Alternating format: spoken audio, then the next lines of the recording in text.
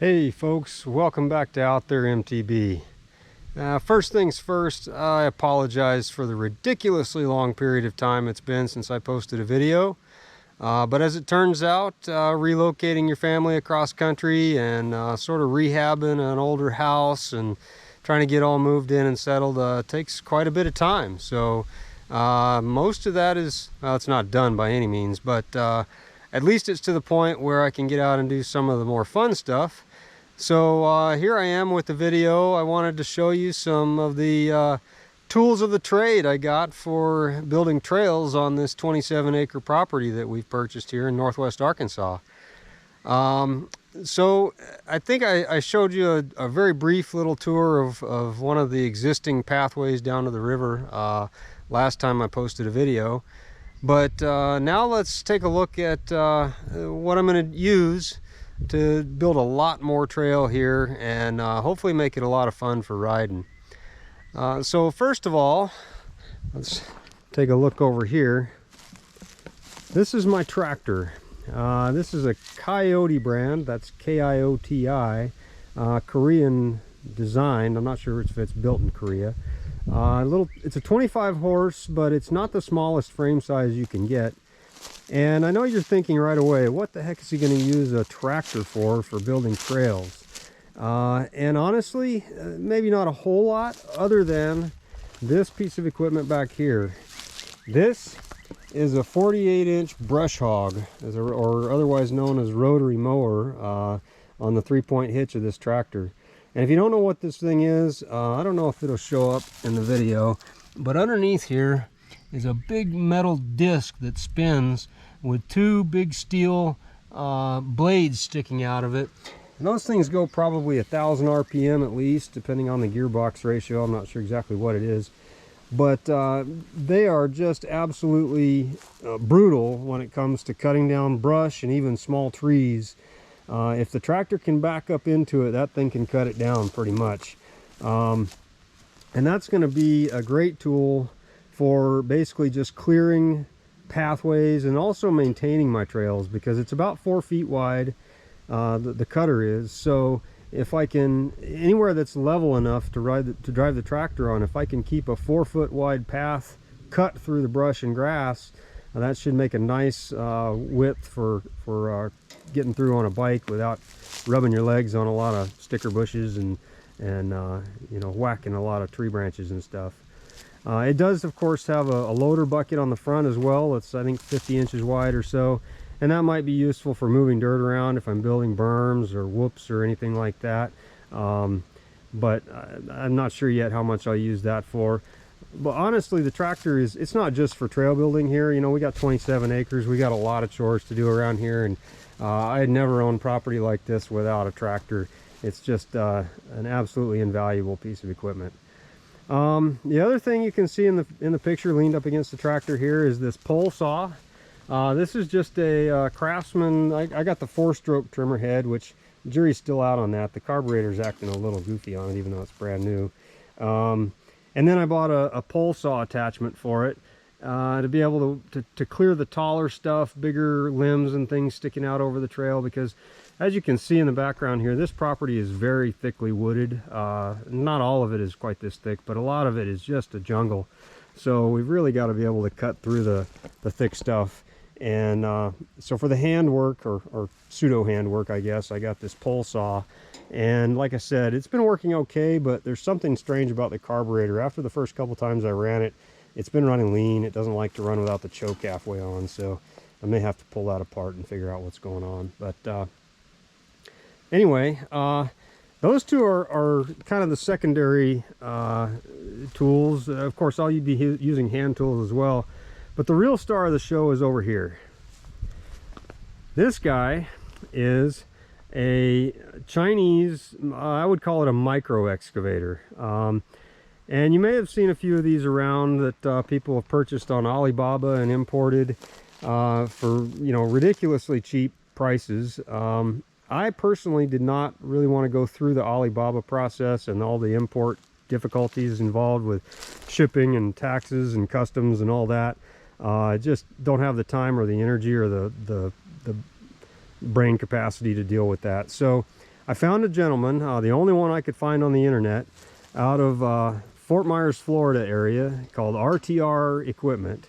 And what he does is essentially contracts with a company in China to build these little guys and some other small equipment going up in size from this, different types of things. He's got some portable sawmills and little front loaders and excavators that are a little bigger than this, but this is the smallest model, and he has them built and imports them and then sells them here in the United States, so that basically the buyer doesn't have to deal with all that foreign transaction stuff.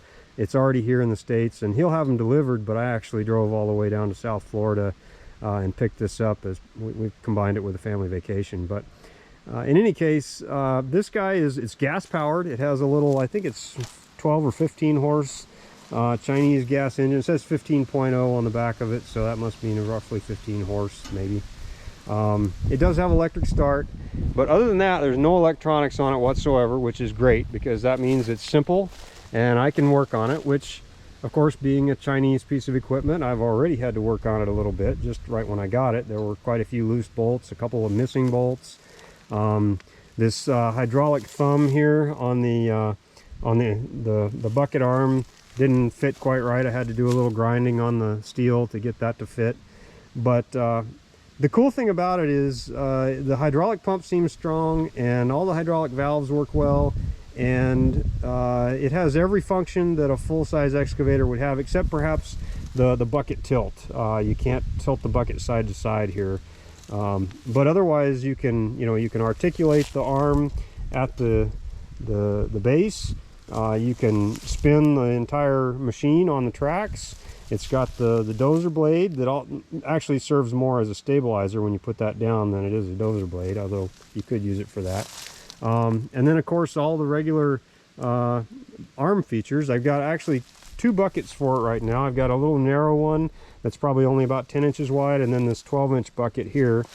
And I also got on order a wider bucket with no teeth. They call it a leveling bucket for smoothing things out, and I figure might end up using that on some parts of the trails. But this is really what I plan on using as my main workhorse to build trails around here. The price of it was, I would say, roughly half, maybe a little less than half the cheapest thing I could find from a mainstream well-known manufacturer here in the USA. And of course that's a slightly bigger machine and it's diesel powered. This is only about, I think they classify it as 3/4 ton, weighs about 1,500 pounds, and again it's gas powered, which is different than most others. But anyway, so far I have literally only built about 15 feet of trail with it. But there you can see, all I did was scrape the grass off there just to get down to native soil for the beginning of the trail, starting in my yard here. But you can see I have cleared a path into the woods here just a little bit, and that's where the trail's headed. This first trail is just basically going to parallel my driveway out to the main road, but stay in the woods instead of out in the open, and it'll wind around a little more and be a lot more fun than the driveway. That'll be about 2/10 of a mile, maybe a 1/4 mile out to the front.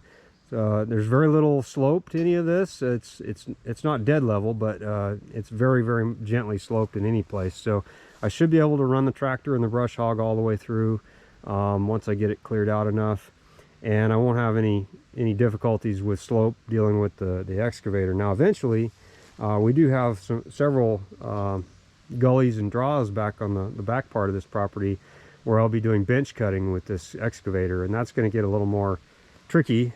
The good news about the excavator, I don't know if you can tell by the scale of it, but it's only, I think, 29 inches wide, maybe even less.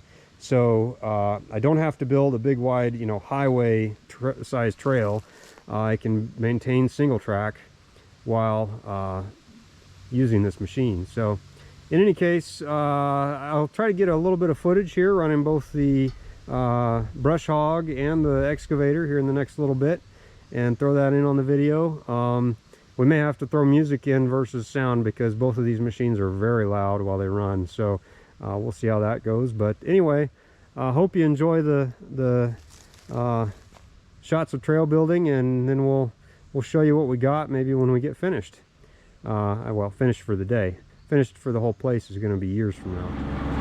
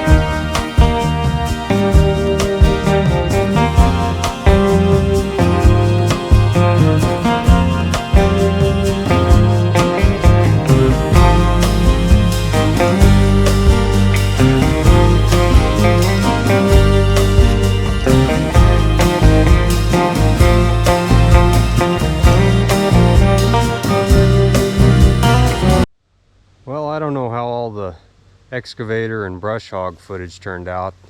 It's a pretty hard thing to film with all the noise and vibration, and the camera doesn't want to stay clamped onto things. And anyway, I did my best. Hopefully you get to see a little bit of it. But at this point I wanted to show you basically what I've got so far. I've put in the, I don't know, the total equivalent of maybe a couple days work here.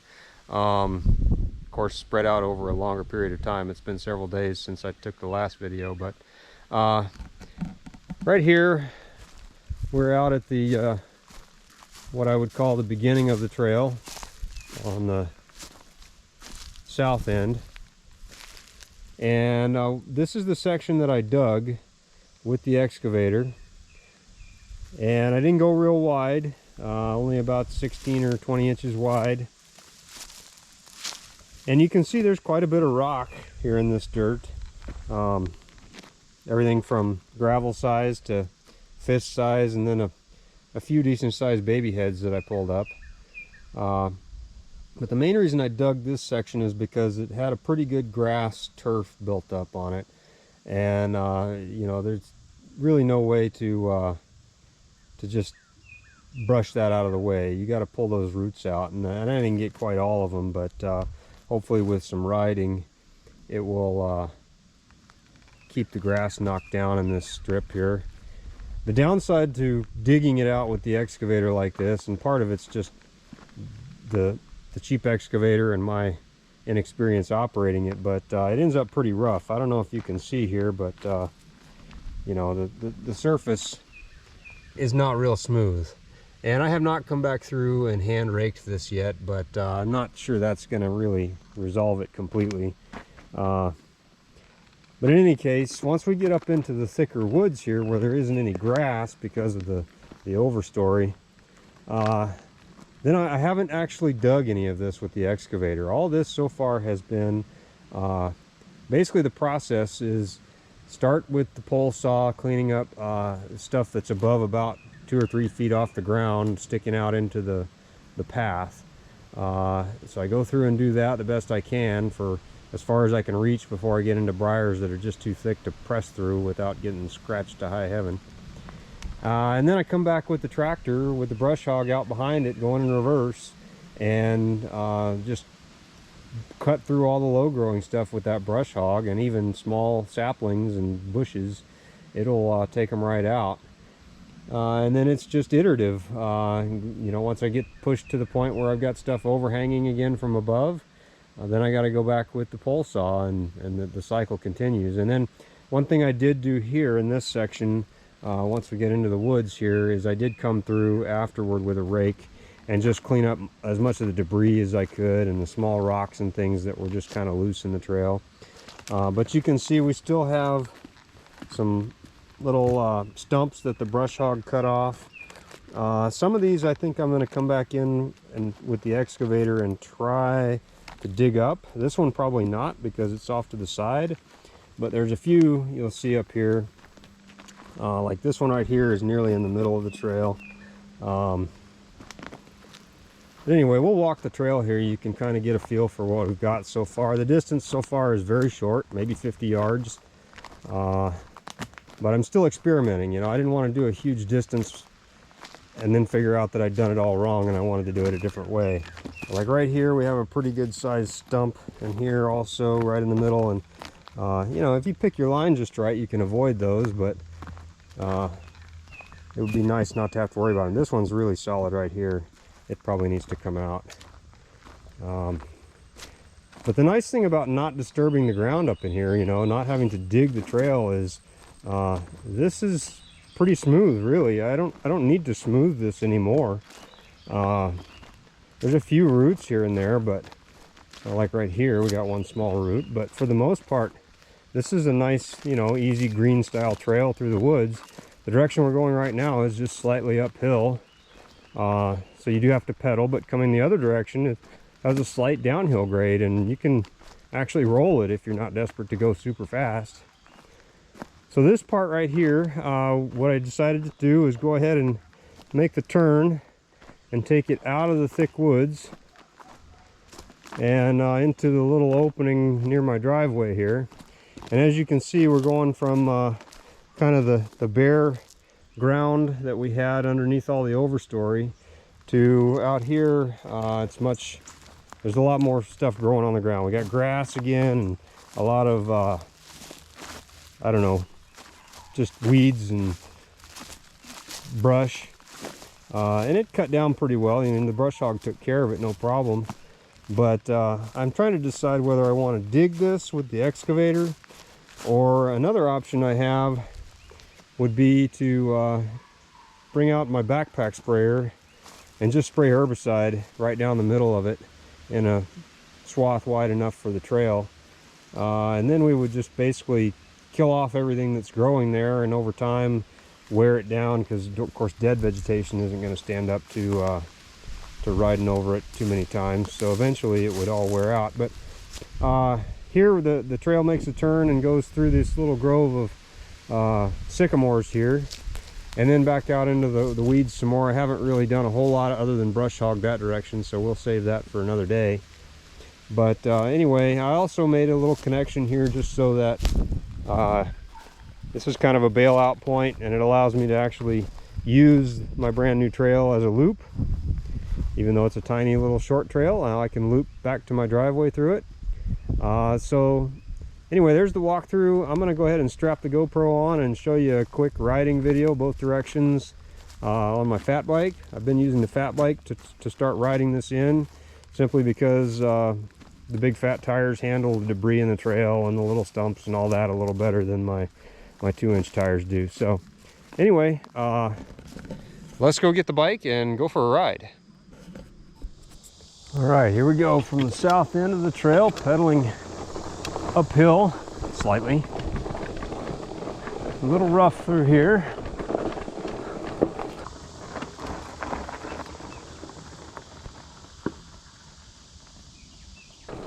And then into the thick stuff.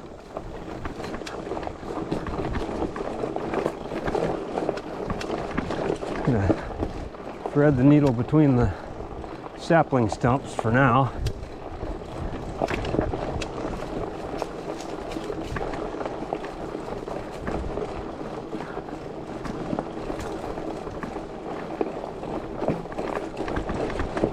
And back out into the open, and trailing out onto the driveway. And now we'll do it downhill. Again, the grade is very minor, maybe a couple percent, but just enough to notice.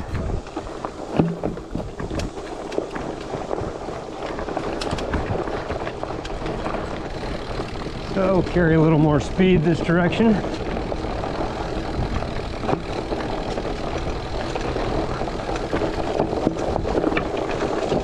That spot could use a little bit of a berm.